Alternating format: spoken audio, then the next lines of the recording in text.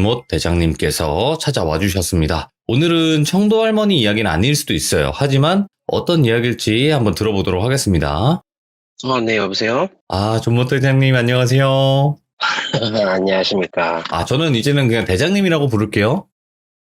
근데 어차피 존못이라서 저도 그렇게 상관없습니다, 저는. 왜 그러세요? 왜 자꾸 본인을 그렇게 낮추세요?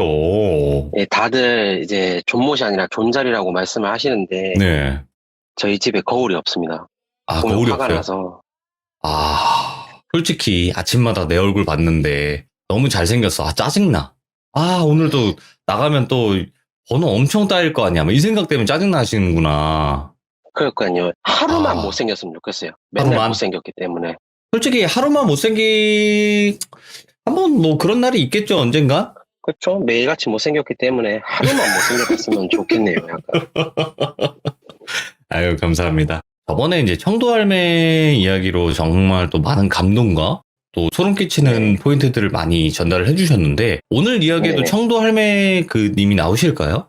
일단 오늘 같은 경우는 청도 할매 이야기라기보다는 제가 일단 살면서 겪었던 약간 좀 현실 공포 같은 그런 얘기들을 좀 하나 해보려고 그걸 좀 가지고 오게 되었어요.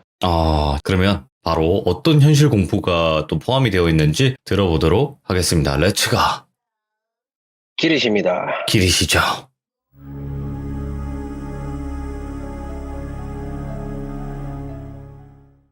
이번 이야기는 다른 분들이 약간 좀 청도 할매 이야기를 좀 기대했을지는 모르겠지만은 네. 그때 당시에 제가 좀 긴 이야기를 좀 풀어냈다 보니까 오늘은 좀 현실적인 공포, 그러니까 사람에 대한 무서운 이야기를 해보려고 해요. 좋죠. 그래서 이번 이야기의 주제는 약간 좀 순박한 가면 속에 소름 돋는 정체라고 좀 잡아볼 수 있을 것 같은데, 이때는 제가 이제 군대를 갔다가 와서 학교를 1년 다니고 1년을 유럽 여행을 가기 위한 경비를 모으기 위해서 제가 1년 동안 학교를 휴학하고 공장에 들어가서 일을 했을 때의 이야기예요. 그 공장이 자동차 부품 중에 한 개를 납품하는 공장인데, 여기가 워낙 유명하다 보니까 공장의 위치라든지 이름이라든지 이런 건 다 말하지 않겠습니다. 예. 제가 있었던 그 공장의 특성이라고 해야 될까요? 보통 직접적으로 고용하는 곳이 있고 아니면은 이제 하청업체에서 고용해서 일을 하는 경우가 있거든요. 그렇죠. 아웃소싱 같은. 그쵸, 맞아요. 아웃소싱에서 제가 일을 했었는데, 예를 들어서 이제 여기에서 일을 하는 사람들이 오래 가지를 못해요. 진짜 되게 금방금방 사람이 바뀌거나 이러거든요. 예를 들어서 한 달 동안 일을 같이 했는데 다음 날에 갑자기 출근하지 않고 이제 그만두는 사람도 있고, 또 한 가지 부류는 인생의 쓴맛을 보신 분들 있죠. 사설 도박에서 헤어나오지 못하시는 분, 장애를 가지셔서 취업의 문턱에서 좌절하신 분, 진짜 많은 분들이 오셨다 나갔다를 반복을 하는데, 일단 저는 그곳에서 1년 동안 돈을 벌어야 돼서 4개월에서 5개월 정도를 꾸준하게 일을 하다 보니까 그 아웃소싱 업체에서 나름대로 저한테 대리라는 직급도 주고 그렇게 열심히 중간관리자로서 일을 했었거든요. 예. 제가 대리 직급을 달고 열심히 일을 하면서 이제 어느 정도 사람들이 나갈 사람들은 나가고 계속 좀 오래 머물 사람들은 오래 머물면서 고정 멤버가 좀 탄생을 하게 돼요. 이 고정 멤버를 제가 좀 설명을 드리자면은 저랑 그 다음에 40살 정도의 사설 도박 중독자, 이분이 항상 내 다리는 부러져도 내가 선택한 사다리는 절대 부러지면 안 된다 라고 얘기하는 제가 토토형이라고 부를게요. 그리고 30대에 둘리 영화, 그 만화를 너무 좋아하는 형이 있었어요. 예. 둘리 만화를 너무 좋아해서 마이콜을 닮고 싶다고 해서 진짜로 마이콜 파마를 하고 다녔던 파마형이 있었거든요. 파마형. 그리고 이제 뭘 하다가 다쳤는지 앞니도 없고, 앞니만 없으면 괜찮은데 정수리까지 없는 홍대리라고 한 명 있어요. 진짜 이렇게 가끔 보면 비주얼적으로 좀 많이 충격적이긴 한데 사람이 너무 좋아서 이분이 홍대리라고 제가 부를게요. 네. 그리고 이 이야기의 주제인 40대 후반의 점오형, 고정 멤버가 탄생을 하는데, 이게 왜 점오냐 하면은 일을 하는 데 있어서 사람이 진짜 너무 어수룩해요. 매번 작업물을 낙하시켜서 불량품을 만든다든지, 또는 다른 사람들에 비해서 너무 일도 느리면서 제가 어떤 작업 지시를 하면은 제대로 못 알아듣고 그거를 그냥 자기 판단 하에 작업을 해서 분량을 낸다든지, 그래서 정말 한 사람으로서 1인분을 못해서 0.5인분을 한다는 의미로 점오형이었어요. 근데도 점오형이 자기 딴에는 좀 열심히 하고 요령도 피우지 않고 성실하게 일을 하는 모습에 제가 또 그 점오형보다 나이가 어림에도 불구하고 제가 작업 지시를 내리면은 진짜 군소리 하나 안 하고 진짜 순박한 시골 청년 같은 그런 모습으로 진짜 일도 열심히 하기도 했었고요. 물론 일을 열심히 하는 것과 잘하는 거는 차이가 크다는 거는 아시겠죠? 그렇다 보니까 이렇게 해서 고정 멤버로 일을 하면서 이 점오형의 행동들이 어느 순간 좀 위화감이 드는 거예요. 다들 점심시간에 밥을 먹으러 가는데 혼자서 휴게실에 가가지고 자기가 싸온 밥이 있다고 휴게실에 가서 밥을 먹는다든지, 휴게 시간에는 보통 한 50분 작업하면 한 10분 정도 쉬잖아요. 그런 휴게 시간에 어디로 갔는지 찾을 수가 없어요. 저희가 단체로 다 나가서 찾아보려고 다 찾아봤는데 예. 그 공장 부지가 되게 크거든요. 근데 그거를 샅샅이 뒤졌는데도 찾지를 못했어요. 어디 숨었는지 모를 정도로. 그리고 작업 중간중간에 되게 멍하게 하늘을 쳐다보면서 뭐라고 중얼중얼거리기도 했어요. 근데 제 작업 라인이랑은 상당히 거리가 멀리 떨어져 있다 보니까 그 행동만 보이지 뭐라고 얘기하는지는 제가 정확하게 듣지는 못했었거든요. 근데 어느 날 그 점오형 바로 옆에 토토형이 있었어요. 토토형이 저한테 상담 요청을 하더라고요. 그래서 제가 뭔 일이냐 이렇게 얘기를 하니까 토토형이 점오 요새 좀 이상한 것 같다. 옆에 있는데 진짜 소름 돋는다. 이렇게 얘기를 하는 거를. 그래서 제가 왜 그러냐 이렇게 물어보니까 작업 시간에 점오형이 혼잣말로 나지막하게 그년을 찾아야 돼. 그년을 찾아야 돼. 그년을 찾아야 돼. 그년을 찾아야 돼. 계속 이렇게 반복을 하더랍니다. 그래가지고 토토형이 너무 소름 돋아가지고 물어봤대요. 대체 그 여자가 누군데 그렇게 찾아야 되냐고. 그러니까 점오형이 그 되게 시골 청년의 순박한 웃음이 있거든요. 그 얼굴로 웃으면서 나 아무 말도 안 했는데 내가 뭐라 그랬어? 이렇게 얘기를 하면서 작업을 이어나가더랍니다. 그래서 토토형이 처음엔 자기가 잘못 들은 줄 알았대요. 그래가지고 내가 잘못 들었나 이랬는데 이 일이 하루 이틀 그리고 매일매일 이어지면서 어느 특정 순간에 점오형이 멍하게 하늘을 바라보면서 계속 그년을 찾아야 돼. 그년을 찾아야 돼. 그년을 찾아야 돼. 이렇게 이야기를 하더라고요. 근데 또 똑같이 토토형이 되물어도 아무 말 안 했다고 되게 능청스럽게 아무 말 안 했다면서 이렇게 하니까 토토형이 너무 기분 나쁘고 소름이 끼치더래요. 그래서 토토형이 나 좀 점오랑 같이 일하는 거 싫다. 작업 라인을 좀 딴 데로 바꿔달라. 이렇게 요청을 했었고 다행히도 그 부분은 제 권한 상에서 할 수 있는 부분이다 보니까 바꿔줬어요, 제가. 그래서 점오형이 파마형 옆으로 가게 되었어요. 한 일주일 정도 지났나 자리를 옮기고 파마형이 저한테 따로 상담 요청을 하는 거예요. 예. 잠깐 할 얘기가 있다고. 그래서 뭐냐 이렇게 얘기하는데 어느 날 파마형이 되게 점심을 빨리 먹고 휴게실에서 잠을 자려고 딱 들어왔는데 불 꺼진 휴게실 구석에 점오형이 검은 비닐봉지에서 뭘 그렇게 꺼내서 먹고 있더래요. 그래가지고 파마형이 참 오지랖도 넓기도 하고 어떤 사람이랑도 좀 잘 지내는 넉살 좋은 형이다 보니까 그날도 점오형이 뭘 먹고 있으니까 가서 물어봤다고 하더라고요.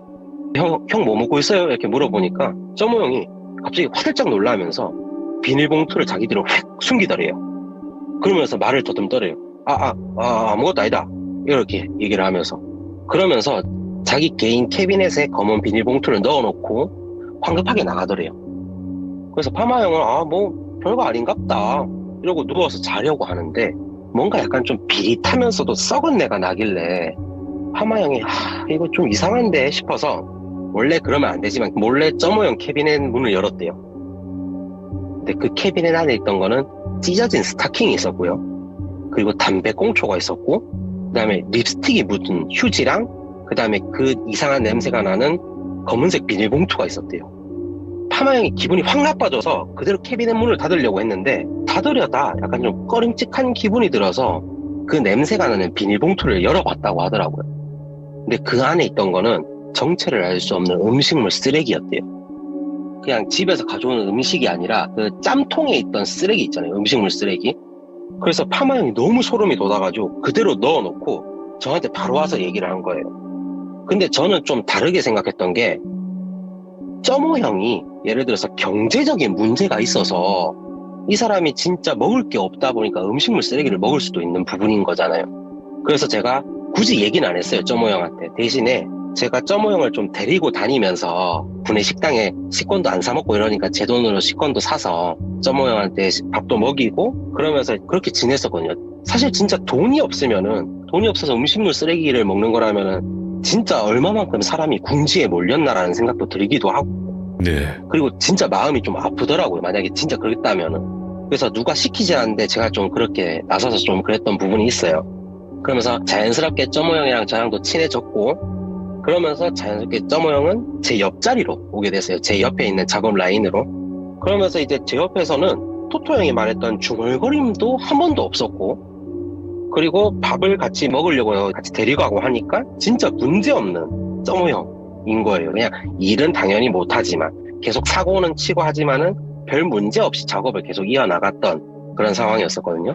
그러다가 어느 날 7월에 무더운 여름이 다가오게 돼요. 다들 날이 덥다 보니까 공장 현장에서는 반바지까지는 아니지만 그래도 7부 바지 정도까지는 입고 작업을 할 수가 있었어요. 그날따라 너무 덥다 보니까 모든 작업 인원들이 7부 바지를 입었는데 그날따라 평소에 잘 안 보이던 게 보이더라고요. 다른 멤버들은 다 7부 바지를 입고 일을 하는데 점호 형만 유일하게 긴 바지를 입고 있던 거예요. 사실 이상하잖아요. 공장 현장에 와서 그냥 기지바지라고 해가지고 보통 면바지 이렇게 입고 오는 경우 잘 없잖아요. 왜냐하면 기름칠 묻고 이러면은 옷 빼리니까 당연히 작업복을 입고 하는데 그냥 그런 긴 바지를 입고 매일같이 출근을 했던 거에 그날 제가 딱 보였던 거예요. 그래서 쉬면서 뭐 그래요? 제가 7부 바지 하나 사줄까요? 이러면서 좀 능청스럽게 장난치면서 넘어가게 됐어요. 그리고 한참을 고민을 했죠. 이거를 과장한테 얘기를 해야 될까? 아니면 그냥 나만 알고 있어야 될까? 근데 또 점호 형이 내부적으로 작업에 대한 사고는 치지만은 사람 간의 인간관계에 대해서는 사고를 친 적이 없었거든요. 그렇기 때문에 제가 어떻게 또 얘기할 건덕지도 안 되는 거예요, 이게. 그래서 그냥 나만 알고 묻어두자. 이런 마음으로 좀 넘어가게 됐어요. 그리고 얼마 뒤에 사건이 벌어지게 돼요. 저희 이제 작업하는 이제 특성상 이제 공장 현장에서는 3톤 미만의 전동 지게차를 이용하는 경우가 많아요. 근데 이게 딱히 면허라든지 그때 당시에 이제 14년도 이때였으니까 그때 당시에는 전동 뭐 지게차 이런 거에 대한 면허가 크게 필요하진 않았어요. 3톤 미만의 지게차는. 그래서 저나 다른 멤버들은 다 지게차를 사용하기도 하고 배우기도 하고 이렇게 해서 사용을 하는데 점호 형한테는 차마 못 맡기겠더라고요. 진짜 사고 칠까봐. 근데 이제 사건이 일어난 이날에는 파마 형도 토토 형도 몸이 아프다고 하루 결근을 해버린 거예요. 그래서 저랑 홍대리, 점호 형이 3명에서 일을 하고 있었죠. 근데 그날따라 이제 작업 물량도 많이 없고 그래서 흔히 이제 좀 속된 말로 좀 꿀 빠른 날이라고 하죠. 작업도 좀 쉬엄쉬엄 하고 작업 중간중간에 나가고 구름 과자도 태우고 이게 띵가띵가 노는데 홍대리가 점호 형한테 얘기를 한 거예요. 니 한번 지게차 연습 한번 해볼래? 이렇게. 왜냐하면은 진짜 워낙 하는 것도 없다 보니까 얘가 이렇게 계속 시간만 보내고 일을 하기보다는 지게차 연습이라도 한번 시켜보자. 이렇게 작업량도 없고 사람도 없을 때. 그렇게 해서 이제 지게차 연습을 시작하고 저는 현장에서 이제 놀면서 구경하고 있는데 의외로 진짜 점호 형이 지게차 운전이 빠르게 늘더라고요. 그래서 야 진짜 군뱅이도 기능 재주가 있다더니 하면서 이렇게 좀 감탄을 하고 있었는데 그 순간에 일이 벌어진 거예요. 밑에 있는 나무 합판을 보통 파레트라고 하거든요. 들 때는 항상 지게차 드는 부분을 안쪽, 그러니까 어떻게 보면 좀 앉는다고 표현을 하거든요. 이게 지게차가 기울면 안 되다 보니까 안쪽으로 안아서 가져가야 되는데 물품을 띄우기 전에 꼭 안아야지 사고가 안 벌어져요. 근데 그거를 안 안은 상태로 그대로 뒤로 후진을 한 거예요. 그러면서 물건이 들려서 나오고 있죠, 이미. 네. 근데 무게 중심은 뒤쪽이 아니고 앞쪽으로 쏠려 있죠. 이러니까 그대로 파레트랑 물품이 홍대리가 바로 옆에서 지켜보고 있었거든요. 홍대리 있는 쪽으로 그대로 무너진 거예요. 이게 진짜 다행인지 아닌지는 모르겠는데 홍대리가 진짜 재빠르게 피하면서 진짜 오른쪽 다리만 딱 깔리게 됐어요. 근데 이 물품이 진짜 아까 전에 말씀드렸지만 지게차로 뜰 정도면은 진짜 무거운 거거든요. 근데 그게 홍대리 오른쪽 다리를 그대로 깐 거예요. 그래서 저도 막 정신없이 홍대리 괜찮냐 하면서 얘기를 하는데 홍대리는 계속 소리 지르고 비명 지르고 있지. 그래가지고 일단 다급하게 119에 저는 전화를 하고, 그러면서 구급대원분들이 특수 장비 같은 걸 이렇게 들고 오시더라고요. 이게 사람 손으로 띄울 수가 없다 보니까. 그래서 그거를 살짝 들어서 홍대리를 이제 데려가게 됐죠. 근데 그 급박한 상황 속에서 저는 그 점호 형을 봤거든요. 점호 형의 표정이 아직도 기억이 나는 게, 보통 그렇게 사고가 나고 사람이 다치고 이러면은 되게 당황한 표정으로 진짜 안절부절 못 해야 되잖아요. 왜냐하면 내 실수로 일어난 사고니까. 네. 근데 그 약간 순박한 웃음을 지으면서 아무것도 안 하고 홍대리를 내려다보고 있는 거예요. 근데 제가 지금 순박한 얼굴이라고 표현을 했는데, 당시에 제가 그 웃음을 지금 생각해보면 진짜 마치 하회탈 같은 그런 웃음이었어요.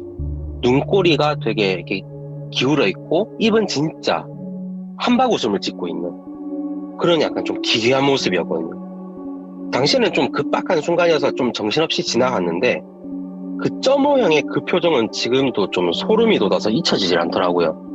그렇게 홍대리는 3주에서 4주 정도의 병원 생활을 지게 됐고요. 이 일이 있고 난 바로 그날에 제가 그 표정이 잊혀지지 않아서 과장한테 제가 직접 이야기를 했어요. 점호형에 대한 이런 자초지종에 대한 설명도 해줬고, 그러니까 음식물 쓰레기를 먹던 거, 그년을 죽여야 돼, 그년을 찾아야 돼라고 얘기했던 부분, 오늘 같이 공장에서 사고가 일어났는데 그렇게 웃고 있었던 부분들을 제가 과장한테 얘기를 했는데, 근데 과장은 약간 좀 기우일 수도 있다. 예. 그러면서 조금 더 일해보고 네가 도저히 안 되겠다 싶으면은 그때 되면 내가 보내줄게. 전자발찌 차고 지금 사고는 안 쳤지 않냐. 가만히 놔두고 우리가 인력이 한 명 한 명이 좀 아쉬운 상황이다. 이렇게 얘기하면서 좀 저를 어르고 달래더라고요. 그래서 이제 그렇게 홍대리를 제외한 저랑 다른 멤버들이 다음날 이제 출근을 하면서 좀 꺼림칙한 기분으로 좀 일을 하게 됐죠. 그렇게 해서 며칠이 지나면서 조용히 지나가나 싶었는데, 그 사건이 일어나고 난 이틀 뒤에 공장 현장으로 사복을 입은 형사들이 찾아왔어요. 그래서 제가 맨 앞에 있으니까 점호형을 겠지만은 앞에 카메라가 한 대가 있고, 시작하기 전에 진술인 누구 이제 참고인 주변인으로서 이제 증언 녹화 시작하겠습니다 하고 녹화 버튼을 누르더라고요. 예. 그러면서 점호형이 언제부터 일을 했냐, 무슨 특이한 행동을 보이지 않았냐, 점호형이 거주지에 대해서 알고 있냐, 이렇게 좀 상세한 것들을 물어보더라고요. 예. 저는 좀 성실하게 대답을 했죠. 언제부터 일을 했고, 뭐 특이한 행동이라고 해봐야 이 사람이 그냥 일이 좀 더딜 뿐이지 그렇게 특이한 행동을 하진 않았고, 그리고 뭐 거주지는 나도 뭐 찾아가 보진 않아서 모르겠다, 뭐 이렇게 얘기를 했었거든요. 그러면서 이후에 이제 토토형, 이제 파마형, 과장, 홍대리 이렇게 해서 이제 주변인 조사를 받으러 가게 됐고, 저는 진짜 그 아무것도 모르는 상태로 1년간의 여행 경비를 저는 다 모으게 되고 이제 공장 생활을 마무리하게 돼버려요. 오호. 제가 딱 1년만 하고 딱 종료를 했었거든요. 그리고 다음에 1월 달에 제가 유럽 여행을 2달 정도를 갔다 오게 돼요. 근데 갔다 오고 난 뒤에 토토 형하고 파마 형 그리고 홍대리하고 술을 마시게 됐어요. 그러면서 그 이야기의 진실 아닌 진실을 좀 듣게 되었거든요. 첫 번째로 홍대리 사고의 진실이거든요. 점호 형이 지게차를 운전하는데 운전 실력이 너무 빠르게 느니까 홍대리도 옆에서 감탄을 하고 있었대요. 그렇게 운전을 하는 걸 지켜보고 있는데 점호 형이 되게 순박한 얼굴로 웃고 있는 얼굴이 순간 이렇게 스쳐 지나갔다고 하더라고요. 그래서 홍대리가 그냥 자기 적성 찾았네, 다행이다 이렇게 생각하고 있는데, 사고 당시에 물건이 딱 기우는 순간에 보통 사람들이 물건이 사람이 있는 쪽으로 기울면은 본능적으로 핸들 바퀴를 반대쪽으로 꺾게 돼요. 왜냐면 사람이 다치면 안 되니까. 근데 이때 홍대리가 점호 형이 지게차 핸들을 홍대리 있는 쪽으로 꺾었다고, 그거를 봤다고 하더라고요. 근데 그렇게 꺾으면서 소름 끼치게 자기를 바라보면서 웃고 있는 얼굴을 봤대요. 그러면서 사고가 난 거예요. 그러면서 술자리에서 홍대리는 자기는 100% 확신한대요. 일부러 저런 거라고. 자기가 그 소름 끼치는 얼굴을 보고 피하지 않았더라면 내 몸 전체가 다 깔려서 나는 진짜 큰일 났을 거라고. 두 번째, 파마 형하고 토토 형이 주변인 조사와 동시에 자기가 아는 사람을 통해 전해들은 점호 형의 전말이에요. 점호 형이 아까 전에도 말씀드렸지만은 전자발찌를 차고 있었잖아요. 이전에도 여성에게 못된 짓을 해서 전자발찌를 차게 됐다고 하더라고요. 근데 토토 형하고 파마 형은 이미 먼저 알고 있었던 거예요. 그리고 제가 제일 늦게 안 거죠, 그거를. 여튼 점호 형이 살고 있는 원룸에 네. 어떤 여성분이 사셨대요. 근데 점호 형이 그 여성분을 스토킹했다고 하더라고요. 스토킹이 그냥 스토킹이 아니라 예. 그 여성분 집 앞에 있는 다 먹은 배달 음식이라든지 그런 음식물 쓰레기들 있잖아요. 예. 그런 것들을 자기가 다 가져와서 자기가 먹었고, 오. 조사 과정에는 심지어 점호 형이 그 여성분의 집에 침입해서 물건도 훔쳐갔다고 하더라고요. 예. 그래서 파마 형이 캐비넷을 열었을 때 그 찢어진 스타킹도 있었고, 그 다음에 립스틱이 묻은 휴지도 있었다고 얘기를 했던 거예요. 그러면서 파마 형이 그거를 보게 되면서 다 보게 됐죠. 그 다음에 그 여성분이 뭔가 집에 물품이 사라지기도 하고 집이 되게 어수선한 분위기도 하고 그래서 그런 의심 때문에 문 앞이랑 방 안에 CCTV를 몰래 설치를 했대요. 근데 그때 점호 형이 그 여성분 집 앞에 있는 음식물 쓰레기를 먹는 것과 방 안에 침입해서 물건을 가져갔던 것도 다 들키게 됐던 거죠. 예.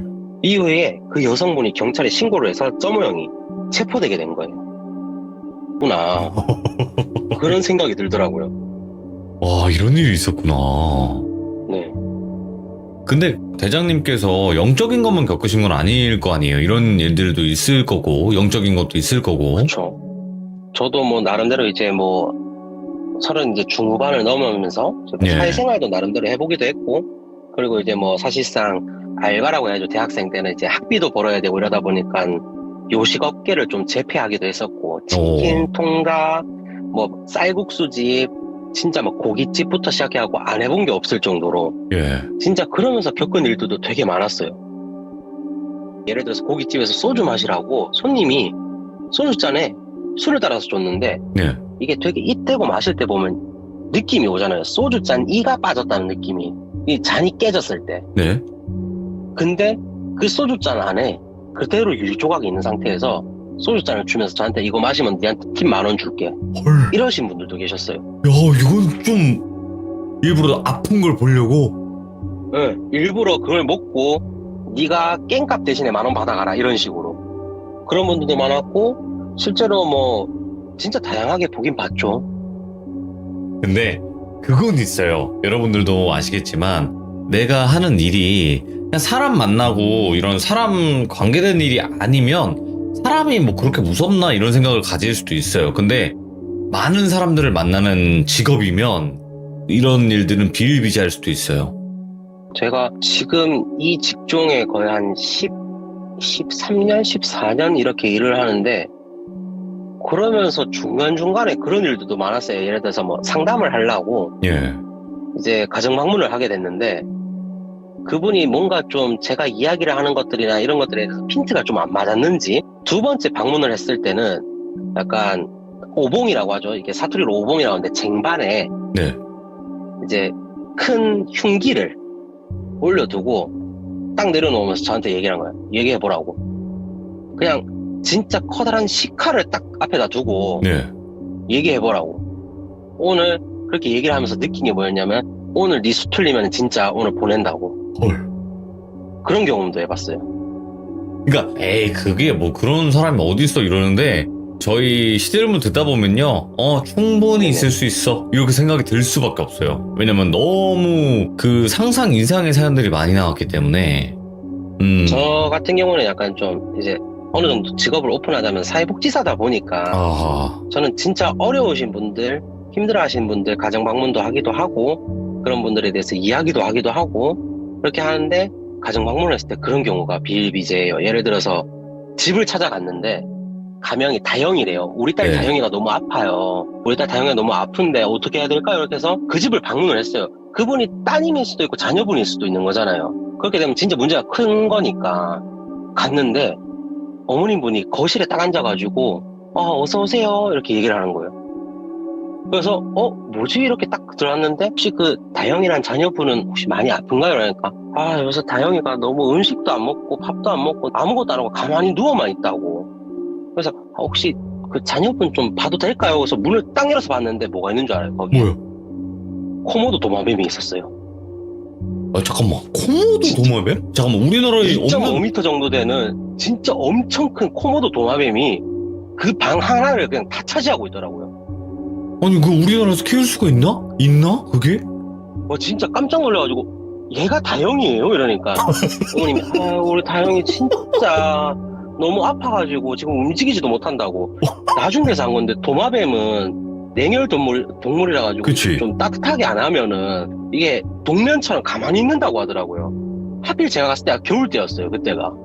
와 그래가지고 맨 처음에 진짜 깜짝 놀래가지고 그게 코모도 도마뱀인지 뭔지 모르겠어요. 일단 진짜 되게 컸어요 도마뱀이.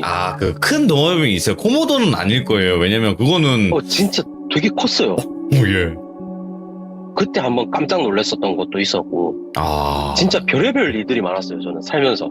야, 근데 가끔 있어요. 그 반려동물한테 그 사람 이름 붙여주시는 분들이 있긴 있어요. 예.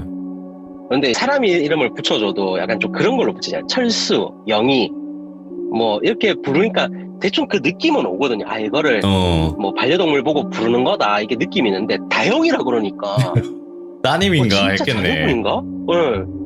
너무 아파가지고 물도 못 먹고 그냥 방 안에만 누워있다고 하니까 네. 이게 어떻게 보면은 나중 되면 진짜 큰일이잖아요 이게. 그래서 진짜 식겁해서 한번 갔는데 가서 본 게 도마뱀이었다. 그런 일들도 있었고 때레미니 이야기의 러브 액츄얼리 썰을 한번 좀 풀어드리려고 하는데 2016년도 때 갔을 거예요 제가. 네. 2016년도 1월부터 제가 3월까지 갔었는데 그때 하필 갔을 때가 딱 유럽에 두 가지 상황이 있었는데 첫 번째는 유럽에 30몇 년 만에 오는 한파였어요 그때가. 두 번째는 이탈리아에서 폭탄 테러가 일어나가지고 이탈리아 전역에 무장 경찰들이 깔렸을 때였어요 로마 근처에. 근데 로마가 테르미니역이 중앙역이거든요. 그때 제가 한번 예고 드렸던 것처럼 테르미니역의 러브 액츄얼리라고 제가 좀 별명을 좀 지어줬어요 그 친구들한테. 그때 이제 제가 한참 도착을 하고 저녁 한 7시 8시쯤 제가 이제 테르미니 중앙역에 도착을 해서 한인 숙소를 그때는 묵었었거든요. 어디를 가고 이런 것들에 대해서 제가 뭐 패키지 여행이 아니라 진짜 자유여행으로 가던 거다 보니까 현지인을 만나서 어디를 가고 어디에 투어가 있는지 물어보려고 첫날은 제가 무조건 한인 숙소에서 잡았어요. 근데 문제는 그 한인 숙소가 테르미니 중앙역에서 나와서 뒤쪽으로 가야지 있는 곳이었던 거예요. 근데 테르미니역의 뒷골목이 진짜 유명하거든요. 가로등도 크게 없고 현지인들도 해가 지고 난 뒤는 테르미니역 뒤쪽으로는 잘 안 간대요. 진짜 우범지역이어서. 근데 하필 저는 테르미니역에 대한 그런 악명도 모르고 그냥 갔던 상태였고 도착하고 나니까 7시 8시여서 저는 그냥 자연스럽게 뒤쪽에 있는 한인 숙소로 가고 있었던 것이었고 그러다가 어느 순간에 보니까 이 골목 사이로 들어가야 되는 거예요. 골목 사이를 들어가서 안쪽에 어떤 광장이 있고 광장 뒤쪽에 그 숙소가 있었던 그런 상황이었었거든요. 그래서 이제 골목을 딱 들어가서 중간 정도 갔는데 앞쪽이 그러니까 골목 앞쪽이랑 뒤쪽에 사람 한 명이 싹 나오는 거예요. 그래가지고 뭐지 하고 앞을 딱 봤는데 사람이 막고 있잖아요. 그럼 자연스럽게 사람이 뒤로 가야 되니까 뒤를 딱 쳐다보게 되는데 뒤에도 사람이 있는 거예요. 그래서 캐리어 들고 그 상태에서 굳었죠. 그 상태에서 갑자기 두 명이 서서히 이렇게 간격을 좁혀오다가 뒤에 있는 사람이 앞쪽으로 딱 가면서 스케치북을 딱 열어요. 이렇게 스케치북을 딱 여는데 그 위에 영어도 있고 일본어도 있고 중국어도 있고 한국어도 있어요. 근데 제가 알아볼 수 있는 건 한국어잖아요. 딱 보이는 게 소리 지르지 마였어요. 그러면서 스케치북을 한 장 또 넘겨요. 밑에 한국어가 또 적혀 있잖아요.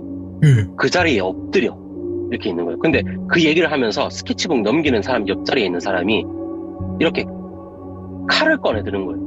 진짜 일본 그 야쿠자들이 쓰는 되게 기다란 사시미 같은 칼 있잖아요. 그걸 싹 꺼내는 거예요. 그 다음에 넘기면서 복대 풀어. 그 사람들이 다 알고 있는 거예요. 이게 여행객들 이렇게 오면은 안 뺏기려고 복대라든지 이런 거 차고 온다는 걸 알고 있는 거예요. 그 다음에 딱 넘기면서 살고 싶으면은 가만히 있어 이렇게 있는 거예요. 그래가지고 사시미를 든 친구가 저한테 가까이 오면서 제 캐리어 가방을 열려고 했겠죠. 근데 캐리어는 당연히 잠금 장치가 돼 있으니까. 그래서 막 뭐라고 얘기를 하면서 캐리어를 벽 옆에다가 막 내리치고 있는 거예요. 예. 그 자물쇠를 부러뜨리려고. 근데 그때 갑자기 군용 험비 있죠. 군용 험비가 싹 오면서 골목길 앞에 딱 멈추는 거예요. 그러면서 베레모를 쓰고 진짜 실탄에 총을 들고 있는 무장 경찰이 내린 거예요. 오. 그러면서 그 때르미니 역의 러브 액츄얼리어들이 도망갔거든요. 진짜 잘못했으면은 진짜 걔네들한테 다 뺏기고 목숨이 어떻게 될 수 있는지도 모르는 상황이고, 거기에다가 경찰들이 안 왔으면은 저는 그 자리에서 1년 동안 진짜 생고생하면서 돈 벌어서 갔는데 첫날에 진짜 그렇게 사고로 당할 뻔한 거예요. 그래서 그 경찰들이 이탈리아어로 막 뭐라고 얘기하는데 저는 막 말을 못 하잖아요. 예. 어떻게든 막 팝하고 막 있는 거 열어가지고 막 알려주고 주소 있는 거 막 보내주고 막 눈물 막 계속 나면서 막 손발 덜덜 떨리는데 경찰 2명이 따라와서 숙소에 들어간 것까지 봐주고 이렇게 들어가더라고요. 예. 그래서 제가 그 친구들을 때르미니 역의 러브 액츄얼리어라고 부른 거예요. 러브 액츄얼리 영화 보면은 나오잖아요. 스케치북 넘기면서. 제가 그 충격이 너무 아직도 잊혀지질 않아서 예. 그때 당시에 아마 여행 많이 가시는 분들 카페에 들어가서 보면은 때르미니 역의 러브 액츄얼리라고 하면 그 당시에 있던 분들은 다 아실 거예요. 지금도 있을까 그런 게? 글쎄요, 지금 거의 한 6년, 7년 정도 지났으니까 지금 있진 않지 않을까요? 코로나 때문에 여행객들이 없다 보니까. 근데 러브 액츄얼리라고 해서 난 그게 도대체 뭘까 했는데 이런 걸로 이어질지 몰랐네요 이게. 진짜 제가 그래서 그 친구들 제 별명 한번 지어줬습니다. 다시는 대장님은 못 가시겠다. 해외여행. 근데 저는 만약에 갈 수 있으면 또 갈 것 같아요, 저는. 뭐 때르민 거기를요? 왜냐하면 그쪽만 안 가면 되잖아요. 나는 그쪽만 안 트라우마 가면 생겨서 되는 못 갈 거니까. 것 같은데.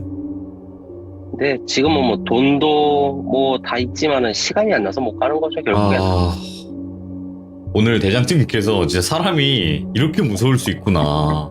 이거를 또 알려주셨네요. 왜냐면 현실 공포는 우리 주변에서 귀신을 보는 사람들만 겪는 게 아니잖아요, 이게. 그냥 우리가 겪을 수 있는 거잖아요. 우리가 대장님이 될 수 있는 거니까. 그렇죠. 왜냐하면 저는 영가를 본다거나 이렇지는 못했어요. 뭐 네. 청도 할머니 이야기 때도 얘기를 드렸지만은 저는 그렇게 크게 보지를 못했고 대신 소리가 들리거나 그 귀신이 제 몸이나 이런 거에 대해서 뭐 터치를 한다거나 예. 이런 것들은 있었지만 제가 직접 본 거는 진짜 그때 딱 한 번뿐이었어요. 그 화장실 앞에 있던 머리 귀신. 그거 말고는 사실 크게 없었죠. 근데 이분 자체가 전달을 너무 잘해 주셔가지고 진짜 상상이 안 될 수가 없어요. 진짜 대장님도 전달 왕이네요. 제가 봤을 때. 아유, 감사합니다. 이야기로 이렇게 칭찬입니다. 전달을 한다는 게 참 쉬운 게 아닌데 그래도 항상 너무 감사드리고 다음번에 또 다른 이야기 있으시면 우리 또 전달을 해서 많은 분들을 공포에 떨게 만들어주세요. 감사합니다. 아우, 감사합니다, 돌비님. 네, 고맙습니다. 네. 자, 지금은 이제 존모 대장님께서 이야기를 들려주셨는데, 근데 이야기를 워낙 전달을 깔끔하게 그것도 상상이 잘 되게끔 이야기를 해주시다 보니까 진짜 사람이 이런 경우가 있고 여러분들 여행 가서 정말 조심하셔야 돼요. 저도 이야기로는 많이 들었었는데 실제로 여행을 갔던 분들 중에서 위험에 처했던 정말 또 해외다 보니까 어디에 도움을 요청할지도 모르는 그런 상황이 분명히 발생을 하다 보니까 어디든 어느 나라든 여행을 가실 때는 항상 준비하시고 조심하시고 그러시길 바랍니다. 시청해주신 모든 분들 조심하세요. 겪었던 이야기가 혹시라도 지금 시청자분들 중에서 겪으신 분이 있을지 없을지 모르겠어요. 저도 아마 처음 들어보는 것 같긴 한데 이런 게 좀 묘사가 된다는 거를 전 처음 들어봤긴 했거든요. 그래서 바로 한번 확인을 해보도록 하겠습니다. 예, 여보세요? 여보세요. 예, 안녕하세요. 예, 안녕하세요. 네, 오늘 부담이님께서 이렇게 찾아와 주셔서 감사합니다. 예, 제 영광입니다. 아이고, 고맙습니다. 자, 오늘 해주실 이야기가 일단은 시들물을 듣다 보니까 요거랑 비슷한 그런 묘사가 없었다라고 하시긴 했거든요. 예, 제가 지금 돌비님 거 방송을 다 봤는데, 예. 한 번도 이렇게 나온 게 없어가지고, 예, 근데 그렇게 막 무섭고 막 그런 얘기는 아닌데, 진짜 신기해서 이제 한번 제보를 해본 거예요. 그러니까 결국에는 요런 묘사가 한 번쯤은 나올 법했는데 안 나왔었네 라고 생각을 할 수도 있다는 거잖아요. 네. 그러면 어쨌든 길게 얘기를 할 필요가 없이 바로 한번 이야기 들어보도록 하겠습니다. 렛츠가! 예. 예, 렛츠 그래.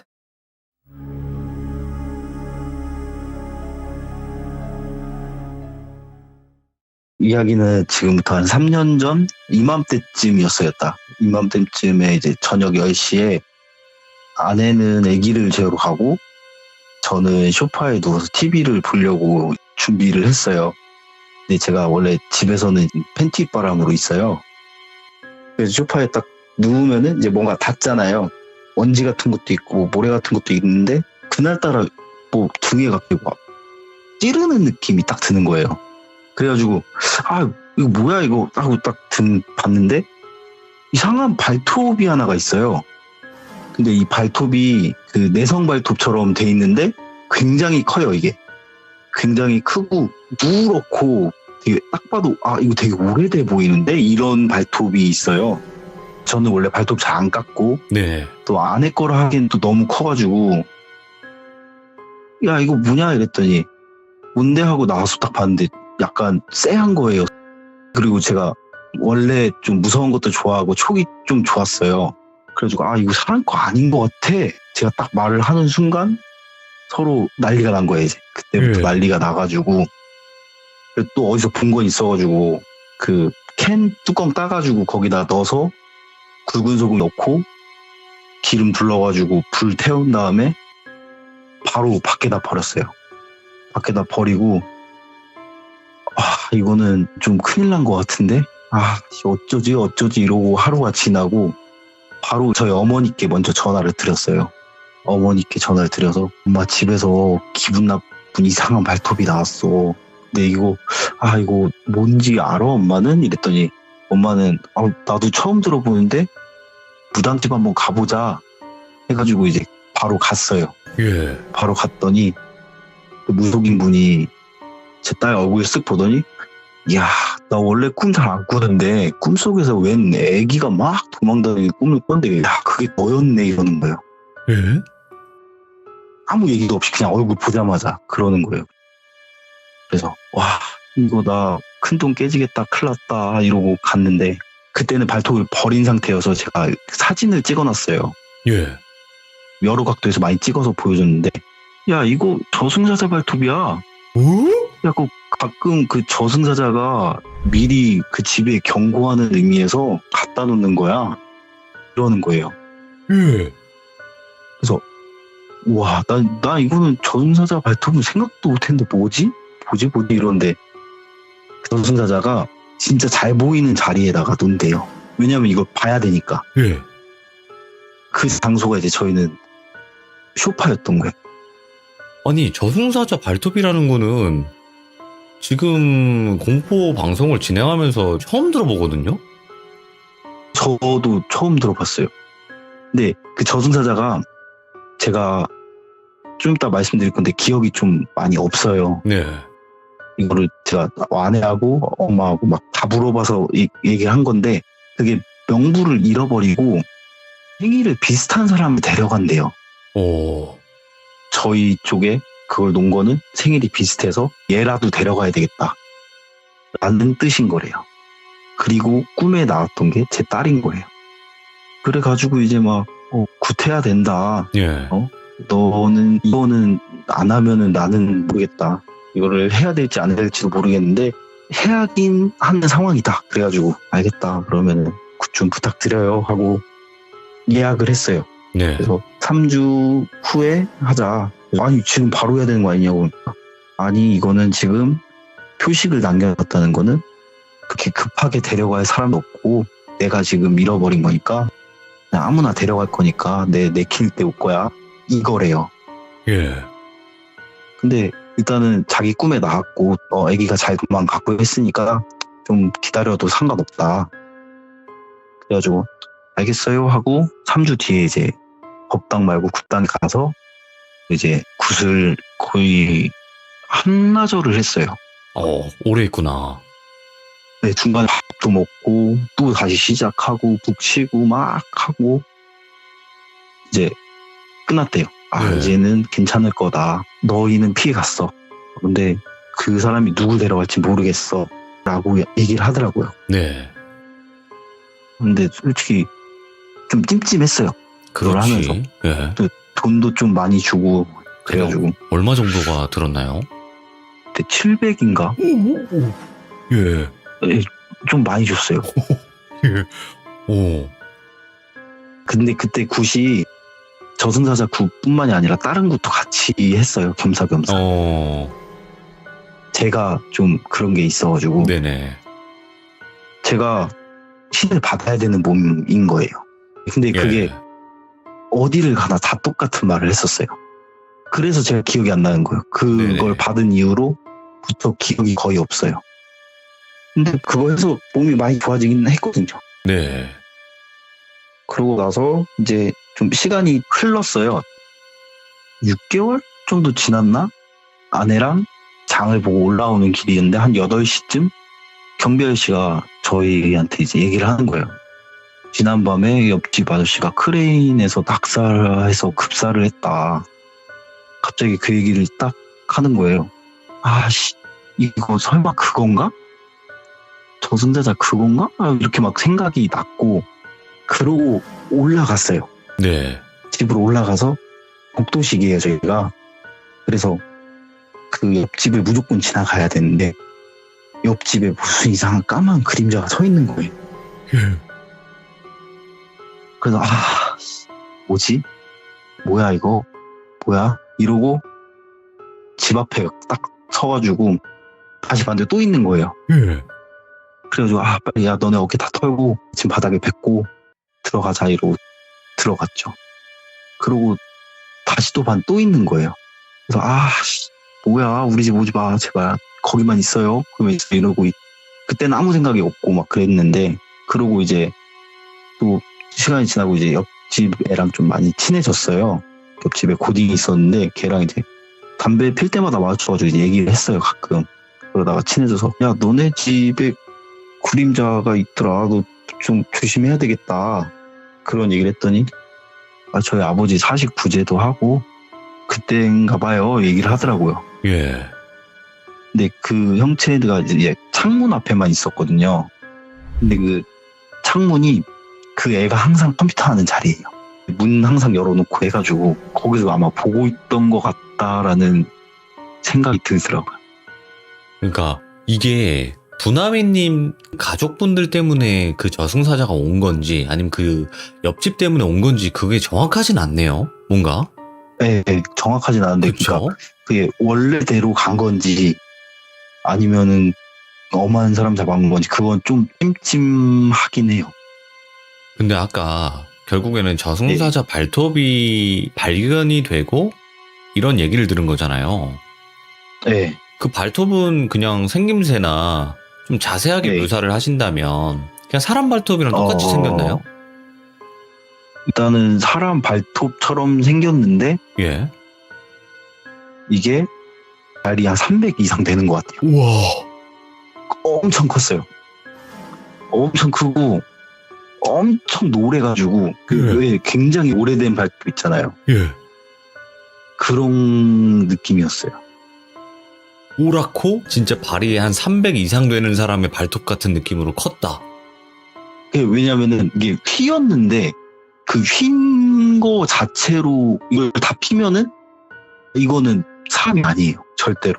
이게 초승달처럼 이렇게 완전 흰 것도 아니고 약간 휘었는데 보자마자 그냥 딱 생각이 들더라고요. 그러니까 제가 시청자분들한테도 얘기를 했던 건 진짜로 시들문 들으면서 이렇게 묘사되고 요런 게 발견이 됐다고 하시는 시청자분들이 단 한 명도 없었어요. 여태까지. 네. 그래서 제가 특이하다고 했던 거거든요, 이게. 네, 저도 그 얘기 다 들었는데 없더라고요. 그러고 나서는 별일이 없으신 거죠? 근데 그러고 나서 한 번 더 그림자를 또 봤어요. 예. 그 집 앞에서 또. 그냥 또 있어요? 그냥 서 있어요? 이번에는 그 문 앞에 서 있는 거예요. 제가 담배 피고 올라가다가 또 뭐야 이거 이러고 네, 좀 지나갈게요 하고 지나갔어요. 예. 그러고 다다음 날인가 물어봤죠.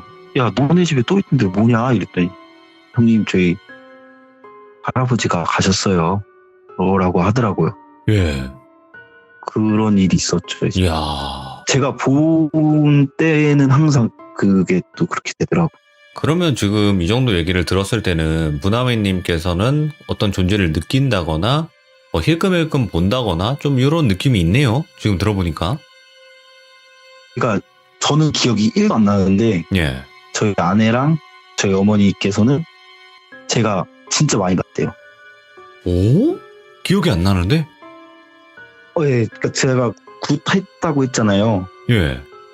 그게 누름굿인가? 그거를 같이 했대요. 네네. 근데 그 뒤로부터는 제가 좀 많이 바뀌었대요. 그러면 이번 일 네. 말고도 예전에 겪었던 좀 짤막한 썰이 있을까요?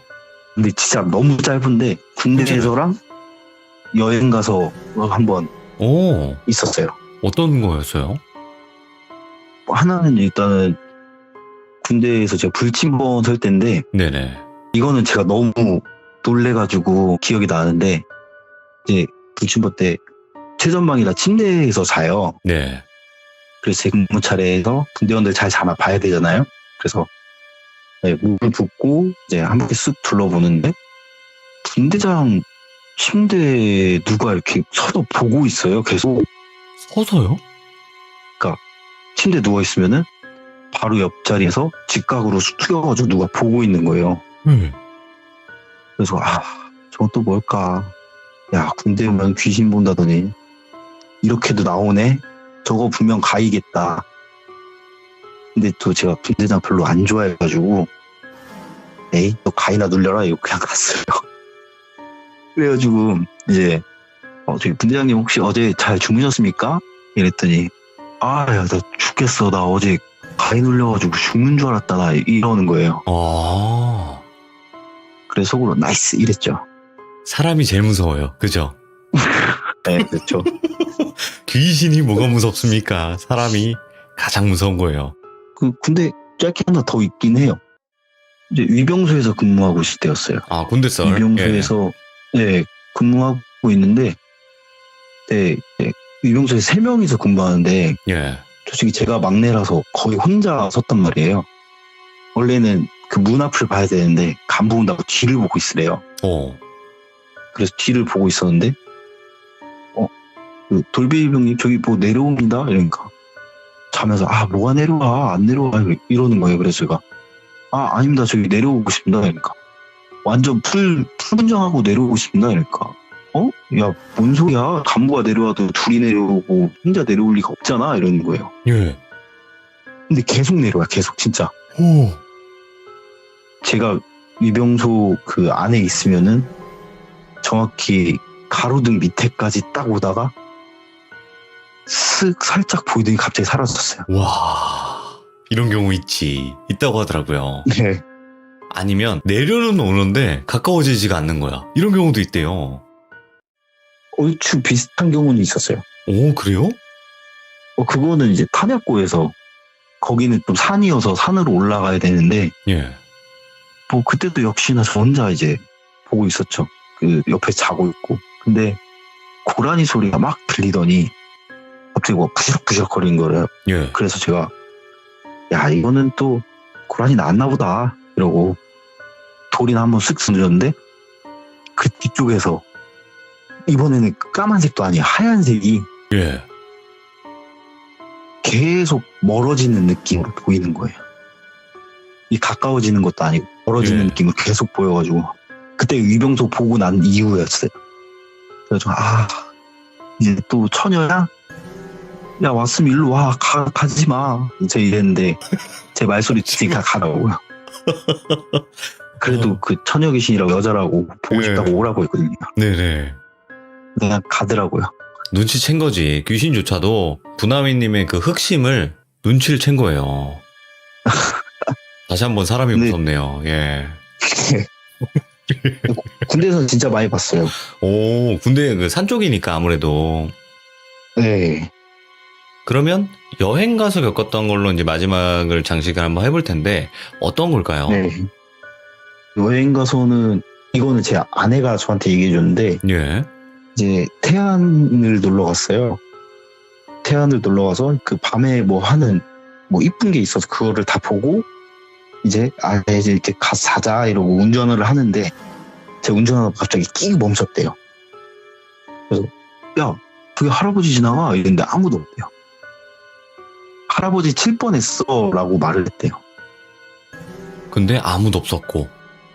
네, 아무도 없었고 저는 기억이 안 나니까 아내가 얘기했는데 오빠 진짜 털털하게 그냥 야 귀신이라 다행이다 이러면서 갔대요. 근데 기억이 안 나고.